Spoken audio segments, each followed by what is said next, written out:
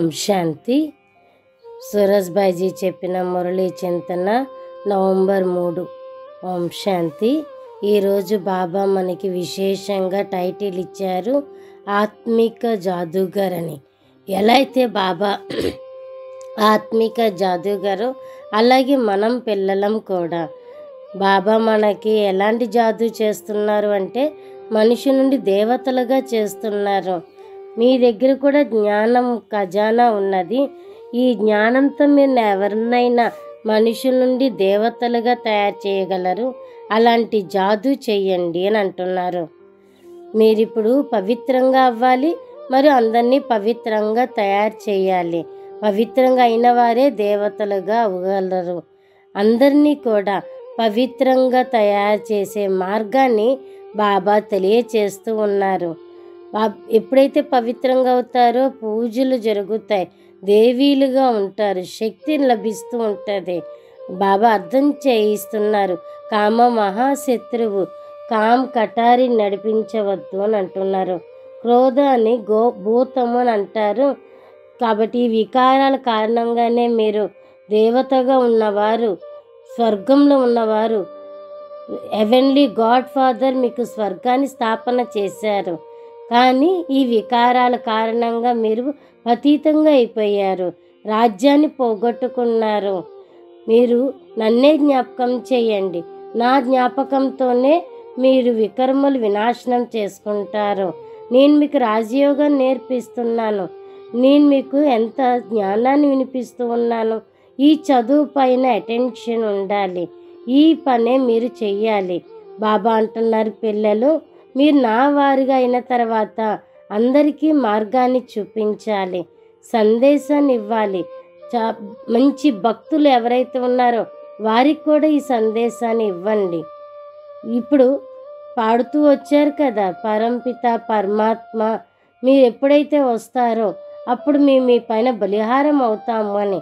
ఆత్మ పరమాత్మల యొక్క కలయిక జరుగుతూ ఉన్నది.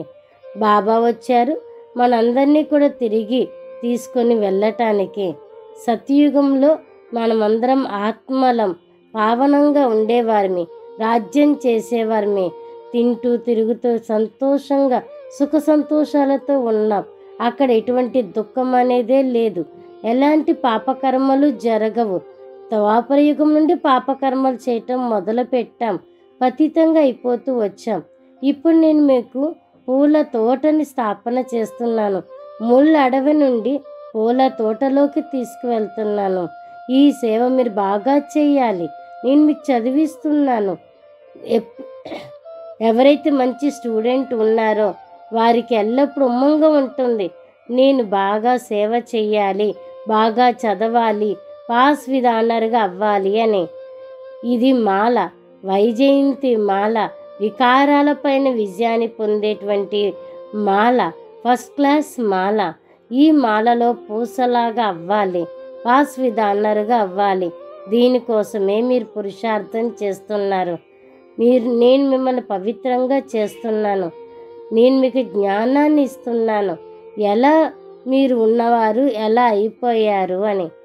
ఇది పాస్ విత్ ఆనర్గా అయ్యేటువంటి చదువు. మనం హైయెస్ట్ స్టేజ్కి వెళ్తాము, సర్వోత్తమమైనటువంటి స్థితి దానిని పొందగలుగుతాము. డల్ స్టూడెంట్ ఎవరైతే ఉంటారో వారికి అసలు నశానే ఉండదు, వాళ్ళకి ఏ లక్ష్యము ఉండదు, పురుషార్థం కూడా ఏం చెయ్యరు. బాబా అంటున్నారు, పిల్లలు మీరు శ్రేష్ఠ కర్మలు చెయ్యండి, మీరు దేవతలుగా కావాలి. దేవతలు యొక్క నీడ కలియుగంలో పడదు అని అంటారు. లక్ష్మి యొక్క చిత్రాన్ని తయారు చేస్తారు, ఒక విగ్రహాన్ని తయారు చేసి పూజలు చేస్తూ ఉంటారు, ఆమె నీడ పడాలి అని. కానీ అలాగేమీ ఉండదు, అలాంటి నీడేమీ పడదు. బాబా మన పిల్లలందరికీ కూడా దేవతలుగా తయారు చేయాలని కోరుకుంటున్నారు. కాబట్టి మీరు ఆత్మాభిమానిగా ఉండాలి, మీరు ఆత్మలు పవిత్రంగా ఉండేవారు. నేను ఈ దేహాన్ని కాదు, నేను తిరిగి ఇంటికి వెళ్ళేది ఉన్నది. ఇలా ప్రాక్టీస్ అందరూ కూడా చెయ్యండి.